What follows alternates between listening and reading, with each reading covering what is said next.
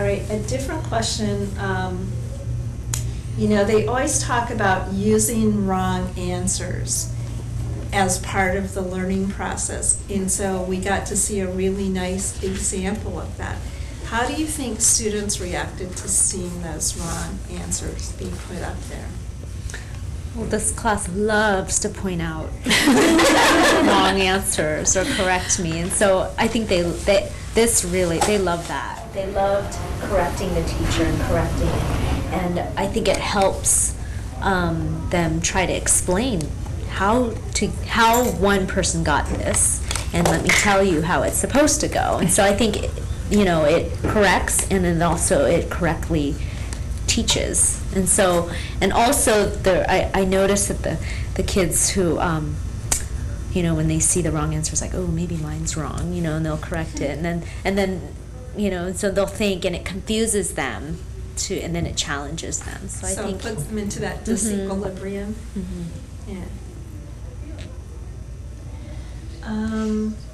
So what maybe specific features of the lesson do you think help to sort of promote student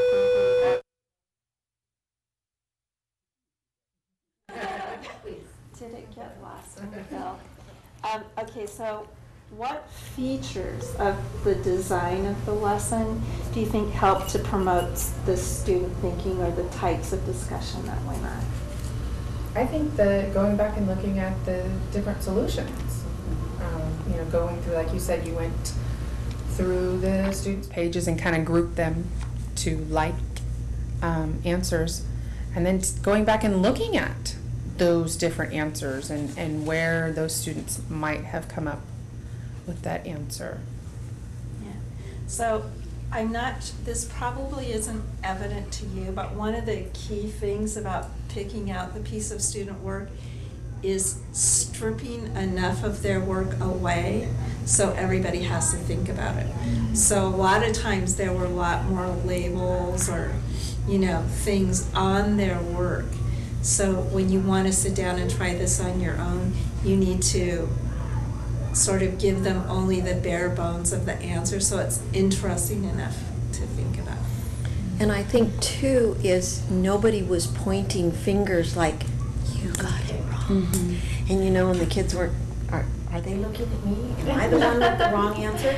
I think they need that chance to see that maybe there are other possibilities. Is this a right possibility or a wrong possibility?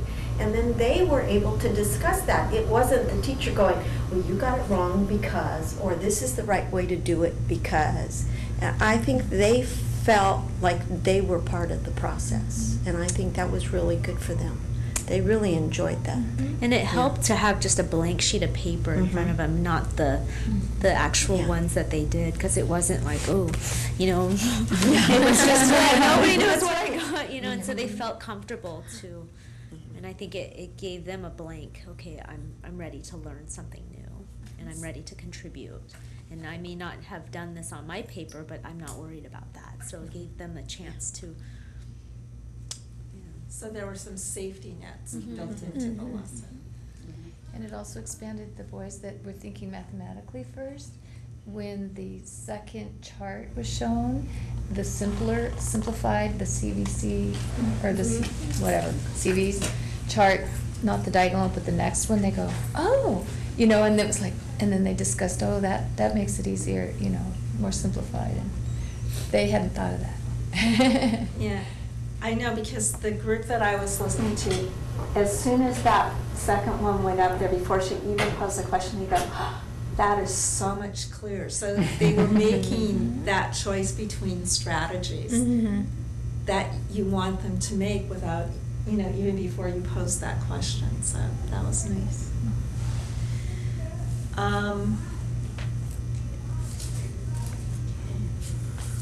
So I'm out of questions. So anybody have any wrap-up comments that you want to make? It's not wrap up yet, but just to add to what you said earlier, I think the discussion brought out a lot too. And I think for the early finishers, or to have a time at the end of the lesson to wrap it up, to pose the question, have you changed your thought process in terms of each of the questions, or did you use different strategies? And just maybe trigger some metacognitive thinking about how they're thinking about their own thinking while they're doing the math problems over again. And maybe just write down, did you change your thought process? Just explicitly ask them instead of, in addition to our interpretation of them changing their thought process. Do they know they're changing their thought process at all? Yeah, so it'll be really interesting to see what they put on with the Yeah. red pens. But I'd give them a couple of days rest maybe. You did. They worked really hard today. They did. That was great. Any other party comments? I enjoyed Yeah. seeing that. Yes, thank you, Helen. Yes. Thank you very much. Yeah, I thank you enjoyed so seeing the much for different, doing the different ways they think. It's just amazing. Yeah, and it is a luxury to just watch a couple of students instead of worrying about a whole class, isn't it?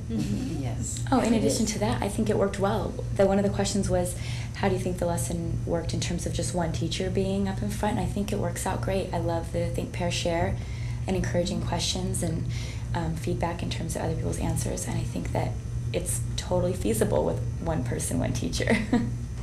Okay, good. So I want to be invited back when you guys all design your own lesson to try. We're going to need your help. Okay, well, Valerie has my number, so.